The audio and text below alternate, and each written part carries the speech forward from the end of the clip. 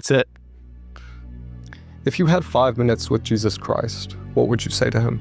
You can have 5 minutes with Jesus Christ at all times. You know, you mentioned there just now about the fact that you're a follower of Jesus and not necessarily saying you're a Christian. To my understanding, places like Argentina and Brazil have a heavy Christian following. Or Catholic, yeah. Catholic, yeah. So what is your relationship like with God, if there is one, and all lots of stuff? You know, the Bible, Jesus said, "You shall know the truth, and the truth shall set you free." It's not you shall believe in something, or you shall believe what a speaker says on a stage, and then you will force yourself to believe that because you have fear of going to hell, and then that will set you free. No, you shall know the truth. So about building a relationship, I mean, only a fool would deny the existence of a creator. And I just happen to align very deeply with Jesus as God, without going into the entire trifecta of how Muslims think about Jesus. I was going to say, because we can go back and forth on this. It'll be an eternal conversation. Yeah, we can have an argument on the podcast. But I look at Jesus as the most important figure in human history. I align with his values. I align with his principles. I've yet to hear somebody say something poorly about Jesus, about how he conducted himself, about how he thought about women, about how he thought about society. You shall know the truth, and the truth shall set you free. Jesus doesn't say, believe and you will be free. It says, know the truth. And what does Jesus say that he is? The way, the truth, and the life. So if he's the truth, following him will lead to freedom. So if I believe that to be true, then the job is to be a follower of Jesus. And by following Jesus, you obtain freedom. And following means following. It doesn't mean you do what you want 82% of the time, and then 18% of the time Jesus is a lucky charm that you tap into for good benevolence and luck. It doesn't work that way. Because God isn't a luck charm. It doesn't work that way. He preached love and acceptance and love for God and love for the Father. So I resonate deeply with him, and I've chosen to believe in his worldview, and it's played out extremely well. Actions speak louder than what? Words.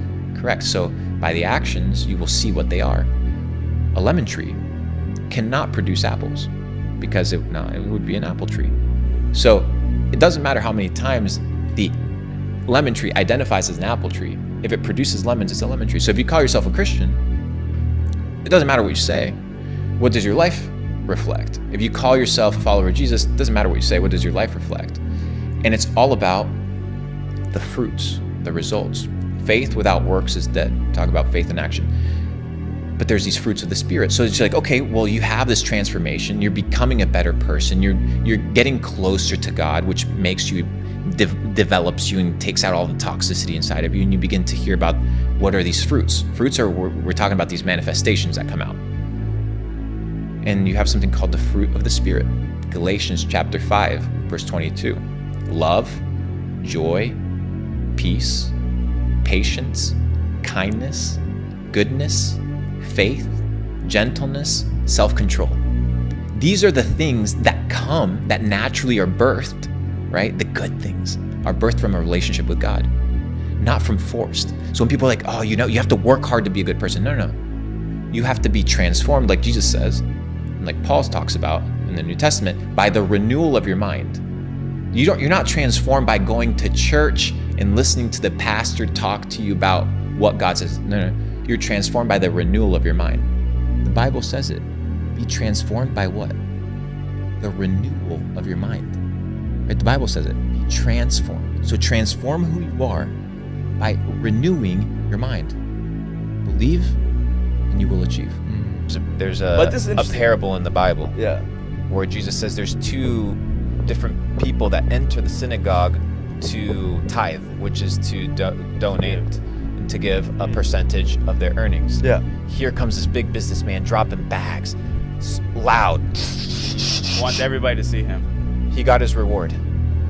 He got the praise of man.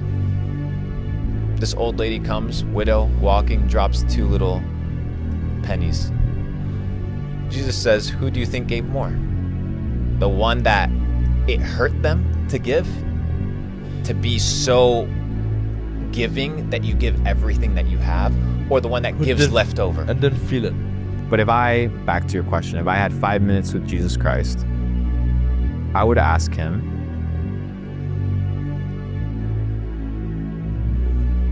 I've never been asked that question before. If I had 5 minutes with Jesus Christ, I would ask him, what is the best way to love people? I mean, he exemplified it. I don't need to ask him. Sacrifice. Sacrificed himself. He sacrificed what he wanted, who he was, for others, which is the story of the cross. I probably wouldn't ask anything. I'd probably just sit and listen. He'd probably spit some mad game, some parables here and there, leave me kind of whacked out. And be like, oh, no wonder you're Jesus. Yeah.